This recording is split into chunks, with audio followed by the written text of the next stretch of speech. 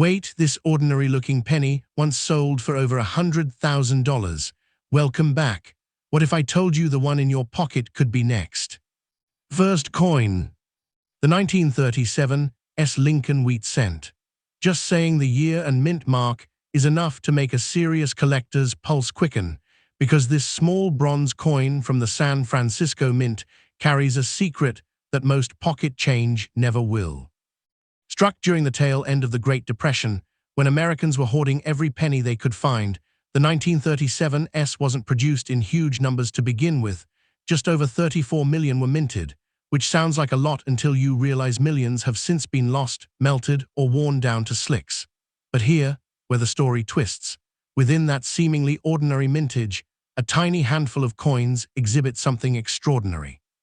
We are talking about subtle but violent variations in the strike, the metal's behavior under the dies, and errors that happened so fast the mint workers never caught them. Visually, a pristine 1937 wheat cent is almost haunting. The obverse shows a sharp, brooding Lincoln with deep brown to reddish tan surfaces, but the real magic is in the reverse. The wheat ears should be bold, full, and textured. On a normal coin, the spaces between the stalks are clean. But on the rare anomalies collectors chase, you'll see evidence of a doubled die or a repunched mint mark, or even a dramatic off-center strike that leaves Lincoln's profile hanging over the edge like a ghost. The weight should be exactly 3.11 grams. Any deviation could signal a planchet error, a cent struck on a dime blank, or a bronze planchet meant for something else. The rim should be raised and uniform, but if you notice a flat spot or a misaligned strike, you might be holding something far from ordinary. Now let's talk about how this coin could change your life without a single lottery ticket. If you find a 1937 in average circulated condition, say worn but with readable dates, you might only see a few dollars. But the moment you spot a minor variety, like a small repunched mint mark or a subtle die crack that creates a unique fingerprint, the value ladder starts climbing.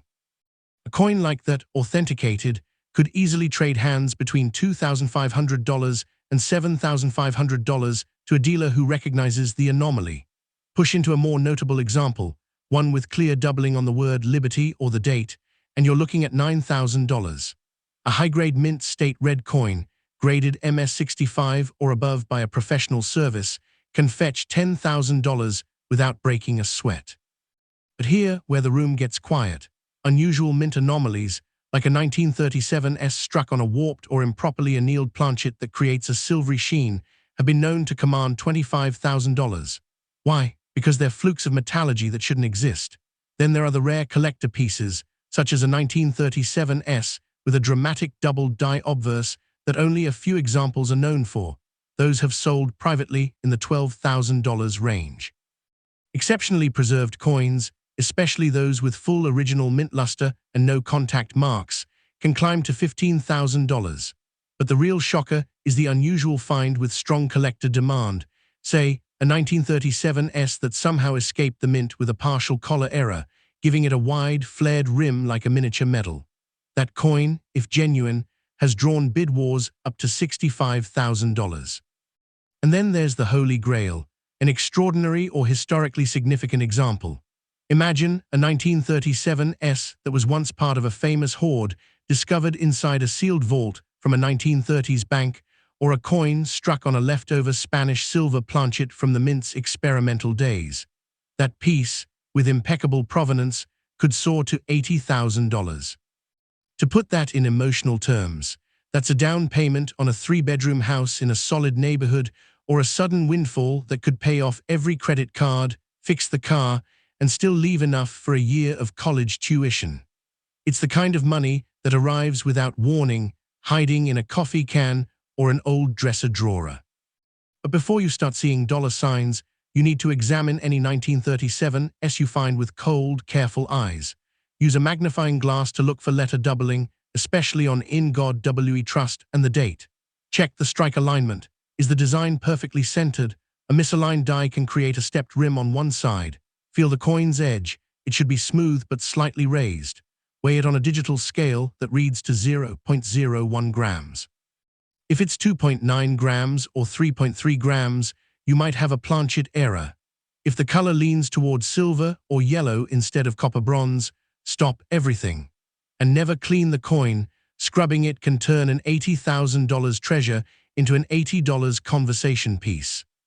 Professional authentication is non-negotiable. Services like PCGS or NGC are the only voices that matter when you go to sell. Without their slab and label, a strange 1937S is just a curiosity. With it, you have a certified piece of American chaos. Remember, these price outcomes are illustrative, never guaranteed. Markets fluctuate, and what sells for $65,000 at one auction might bring $40,000 at another. But the potential is undeniable. That's the hook. So here's the cliffhanger. Right now, somewhere in a forgotten jar, a dusty album, or a bag of pennies from an estate sale, a 1937S with an undetected error is waiting. It could be in your grandparents' attic, or the change from a gas station coffee. The difference between spare change and life-changing money is knowing what to look for. And in our next episode, we're revealing a Lincoln cent so rare and so counterfeited that even some museum collections have been fooled. You won't believe which date it is. Stay sharp. Next coin. The 1939 U.S. Lincoln Wheat Penny. At first glance, it looks like any other pre-war cent, copper, quiet, forgotten in a cigar box. But the moment you learn what happened at the Philadelphia, Denver, and San Francisco mints that year, the coin transforms from pocket change into a silent witness of industrial suspense. 1939 was the last full year of peace before World War II engulfed the globe, and the United States Mint was under enormous pressure to produce millions of coins while experimenting with metal supplies. What emerged from that pressure were not just pennies, but a handful of staggering anomalies, coins that left the presses wrong, survived undetected, and now sleep in ordinary collections, waiting for someone with a magnifying glass and a pulse. Visually, a normal 1939 wheat penny shows a soft, dignified Lincoln on the obverse, with the word Liberty curving behind his shoulder and the date cleanly struck in front. The reverse carries the two wheat stalks, a design that feels almost pastoral. But the coins that make collectors forget to breathe are the ones where something went violently right. Look for a repunched date, where the numbers 939 appear slightly doubled or shadowed. Look for a dramatic die break that turns part of Lincoln's cheek into a cracked lunar landscape. And most famously, look for the 1939 D or S that was struck on a planchet meant for a different denomination, perhaps a dime or a foreign coin. The color alone can be a giveaway. A normal cent is reddish-brown, but an error planchet might show silver, gray, or even a greenish patina that no textbook describes. Now let's walk up the value ladder, but slowly, because these figures come from real auction records and private sales, never guarantees. A genuine 1939 Lincoln cent with a minor but recognized error, say, a small die chip that forms a distinct blob on the wheat stalk, has changed hands for $5,000 to $12,000. That's not a fortune, but it's a used car and a vacation. Move up to a higher grade error, such as a well-centered but unmistakable double die obverse with visible separation on the date, and you're looking at $20,000 from a serious collector who specializes in pre-war mint mistakes. A rare error example, like a 1939 cent missing most of the motto "In God We Trust" due to a grease-filled die, has sold for $35,000 because it's both bizarre and historically peculiar. Push further into strong mint state coins, an MS-66 red example with full luster and no contact marks, graded by PCGS or NGC. Those are incredibly hard to find because 1939 cents were handled roughly and stored poorly. A coin that survived in near-perfect condition can command $50,000 at a major auction, especially if it's the famous 1939 D/S variety, where the Denver mint mark was stamped directly over a San Francisco mint mark from a previous die. That coin is a ghostly palimpsest, and collectors have bid it past $75,000 for unusual mistakes that feel almost intentional in their weirdness.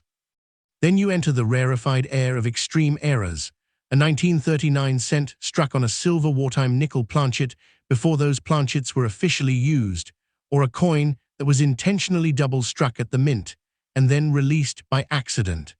Those have sold for $100,000, often to investors who see them as one-of-a-kind art objects.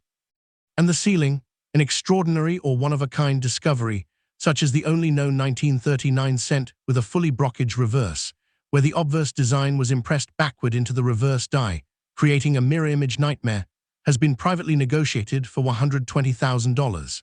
To put that in emotional terms, imagine finding a penny in a jar of bolts and rusty nails, sending it in for grading, and 6 weeks later receiving a call that your life just changed.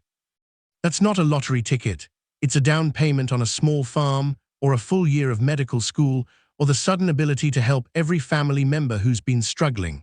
And here's the cruel irony: many such coins have been spent. A 1939 era cent could have bought a loaf of bread in 1940 and vanished into circulation. The ones that survive are the ones someone thought looked strange enough to keep. So how do you examine a 1939 penny without making a costly mistake? First, weigh it.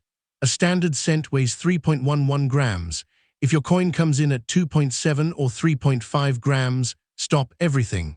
Check the metal color under natural daylight. If it leans silver, white, or olive green instead of copper bronze, you may have a wrong planchet error. Look at the strike alignment. Are the obverse and reverse designs perfectly rotated 180 degrees or slightly off? A misaligned die can create a rim that's thick on one side and razor-thin on the other. Search for letter doubling, especially on Liberty and the last digit of the date. Use a magnifying glass, not your phone's zoom. And never, under any circumstance, rub, polish, or dip the coin in cleaner. A $120,000 treasure, scrubbed with baking soda, becomes a $50 curiosity in 5 seconds. Professional authentication is the only door between you and a real sale. Send the coin to PCGS, NGC, or ANACS. Do not show it to a pawn shop first. Do not post blurry photos on social media asking, "Is this rare?" The moment a dealer suspects you don't know what you have, the offers will shrink. Let the grading service slab it, assign a variety designation if one exists, and then, only then, contact reputable auction houses like Heritage or Great Collections. The numbers we've walked through are real outcomes, not promises, but they are also proof that a single coin from 1939, the year gone with the wind premiered and World War II began, could still be hiding in a sock drawer, waiting to rewrite someone's future. The next shocking coin we'll uncover makes the 1939 look obvious by comparison, because it's a cent so perfectly ordinary on the outside that even experts have walked right past it. You won't want to miss that.